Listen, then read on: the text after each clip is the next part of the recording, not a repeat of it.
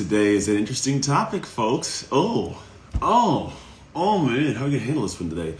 So today we're gonna talk about the George Floyd case starts today. And here's the thing, I don't like getting in the middle of stuff. I'm not a big like stir the pot guy. I like to I talk about things I want to carry a torch for.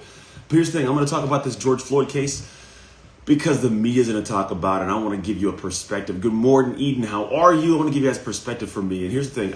I'm not even going to give you a thought on my, thoughts about the whole situation at hand. It's honestly not I'm not going to go into the depths of that. However, I'm going to talk to you about ways you can talk about this and ways to believe we all should talk about this and what's about to take place. And can I give you a preemptive thought of what's going to go down? Tina Kong, good morning.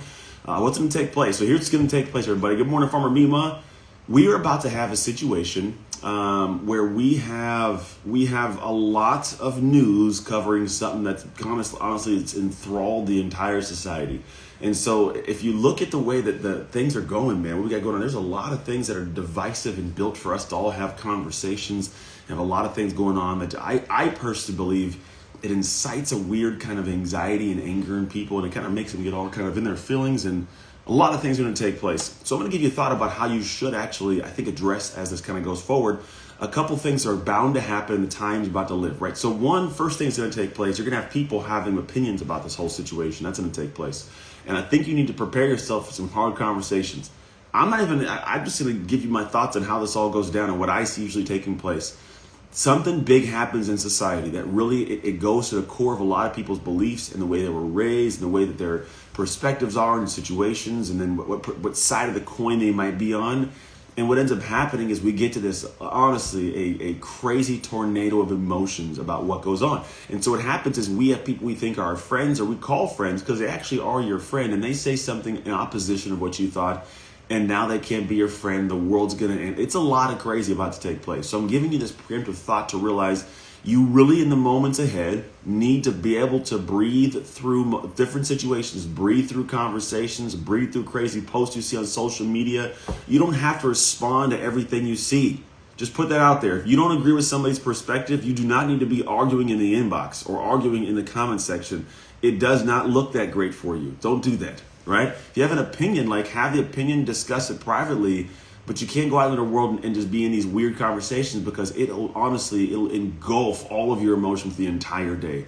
2, realize you're going to see things they're spun up on purpose to make you respond. What I mean by that is there are other countries that literally will go in and they will put stuff into our social stream to go crazy, to make us all go crazy. It happened. I have very good sources, we'll call it, that give me information on how that goes down. There are people that literally pop into our streams and they create crazy, and they want us all to be angry and separated, because a divided America and a divided country is very easy to take down, damage from the inside out, right? So there's going to be that division taking place. And then also the news, they got to sell as much airtime as they can. Think about how they make money. They make money by people watching commercials, and in order to get people to watch commercials, they have to have a lot of eyes. And how do we get eyes? People love to see things burn. That's it. Would you rather see someone get proposed for marriage or a car crash? Sounds odd, but you'd rather see a car crash. I don't know what it is about us as humans, but we like to see that. So what we end up doing is we watch this kind of dumpster fire television, and what happens is people just get sucked in. I don't even like the news on in my house. I don't even want it on, because I'll get the news from the sources that I trust to get the news from. Outside of that, I'm not even worried about the news. It makes me feel dark because it's a whole bunch of darkness, and they just do a whole bunch of stuff to make you got to tune in and watch. Over here, that last night was this car accident and 70 people died. This person over here got beat up, and then look at this video of somebody stealing packages. It's just nonstop negativity. I'm like, holy crap. I don't even feel good watching it. So know it's coming, right? Know that's going to come out into the world, and you're gonna have a choice. I can sit there and let this seep into my brain, or you can step back and go, I don't want to be part of this. I don't want to have it come in. So as this case ensues, realize you're going to see people. A couple things. You're going to see people with their opinions. The news is going to find people that specifically will say things to piss a demographic off. They're going to find people that say things on purpose that piss you off, because those people, they get airtime. Then they get to sell books. And they get, see what I'm saying? That's one side of it. The other side, you're going to find people that are going to do things that I will say do. They're going to post stuff, share stuff, create stuff that gives you this part of anxiety because you can't figure out why they do it, and they'll give their 2 cents. Or, we brought an expert in on this topic here. What do you think this person's doing that no one's paying attention to in the background? And some whiz kid, wise cracking woman, someone goes up there giving their opinion that means absolutely nothing about anything. They're gonna start They're going to start asking actors and actresses about their opinions on this whole thing. And to be quite honest, they're so disconnected. I don't even know why they talk to them, but they do it because it incites a weird conversation, right?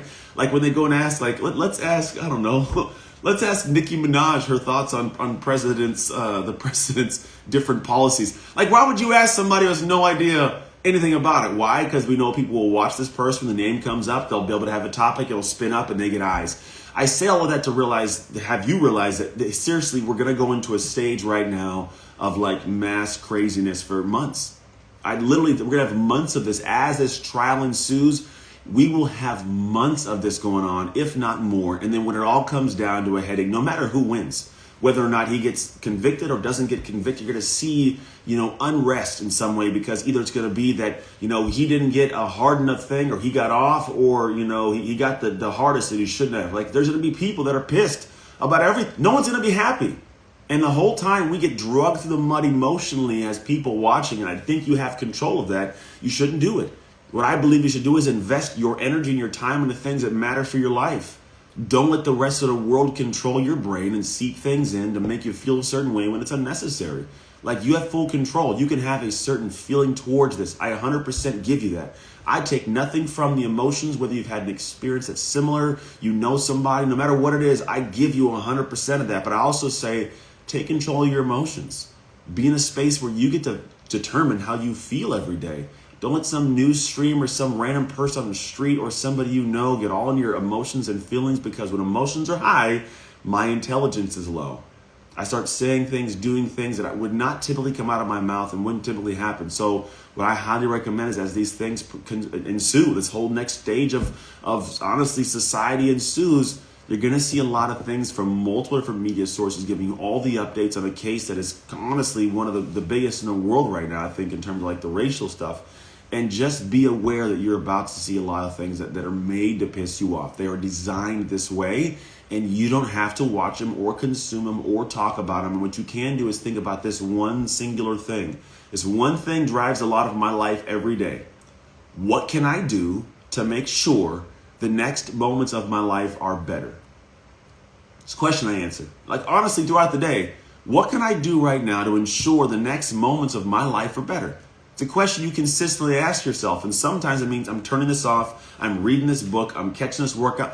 Just yesterday, my mother-in-law, she brought over some In-N-Out hamburgers, and I'm trying to keep this body, man. I don't want to get rid of it.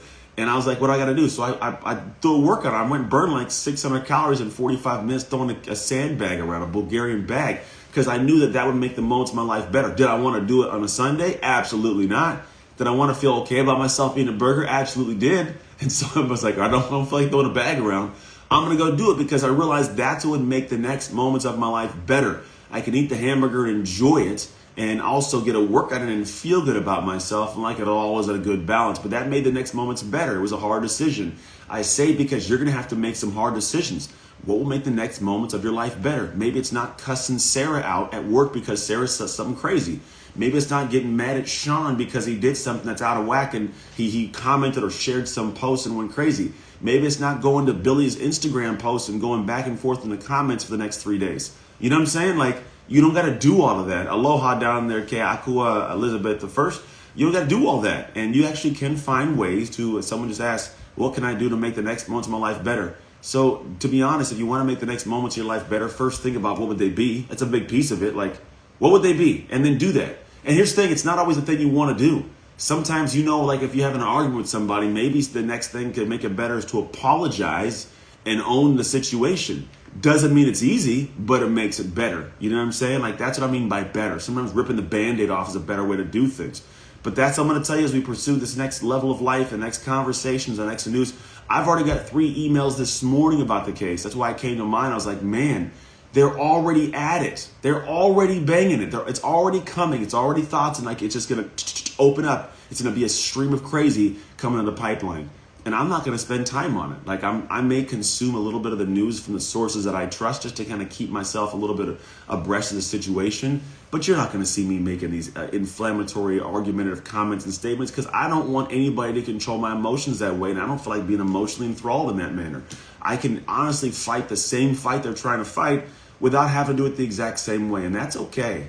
It doesn't take away from anybody else that wants to. It doesn't mean that your fight isn't valid or that you shouldn't fight it. It has nothing to do. It's just me, Anthony, choosing my choice, which is the same thing you should be doing, is choosing your choice. How do you want to do what you want to do in your life? And live your life that way, as long as you're not causing detriment to other humans. If you're doing good by people, do good by people and stay in that lane, folks.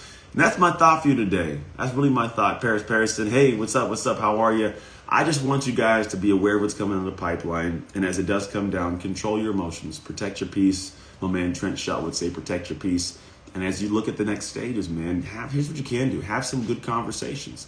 You can have a discussion. And look at, I've always heard this and loved this. The mark of a wise person is the ability to entertain an idea without accepting it.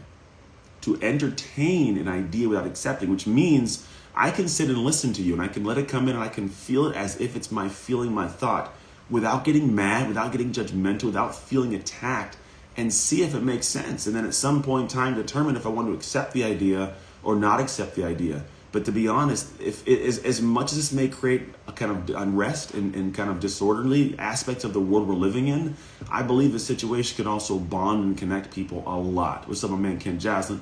I believe what you can end up doing is having deep conversations with people about stuff that allows you to expand upon the hearts and the thoughts and the beliefs and the mind of somebody that may not be in agreement with you. It may be in complete opposition to your feelings and your thoughts, but it doesn't mean you can't have a conversation that's calm and allows you to learn why they think that way. What information was given to them that maybe you don't have. Doesn't mean they convince you, just means you entertain the idea and see if maybe you're wrong or maybe that you're right. Right? But having the conversation without yelling at people and having argumentative situations and raising the emotion, all that stuff that goes on, you don't have to do all of that.